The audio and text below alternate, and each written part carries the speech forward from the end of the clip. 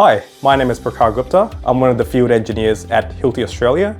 In this tutorial, we'll demonstrate how you can perform an overlay design in PROFIS Engineering. Join us as we walk you through the process of doing an overlay design in the software. To start the design, we start by clicking the concrete overlay option in the home page. Once selected, there are 4 different applications that can be selected. For this demonstration, we will select slab strengthening and click Save. We will then be directed to the modeling page of the software. We will click the Loads and Design Methods tab and change the load type from static to seismic.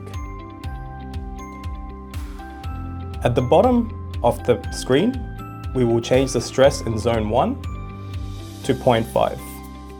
That reflects changes in the light green section. And for Zone 2, the dark green section shown in the module above, we will input 0.1. The software will conduct a zone analysis which includes reconfiguration of anchors based on the stress inputs and determine stresses in different regions of the concrete as shown in the zone analysis drop-down.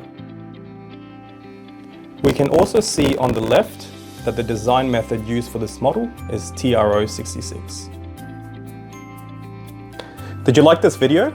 If so, please don't forget to hit the like button and subscribe to our channel for more information on the software.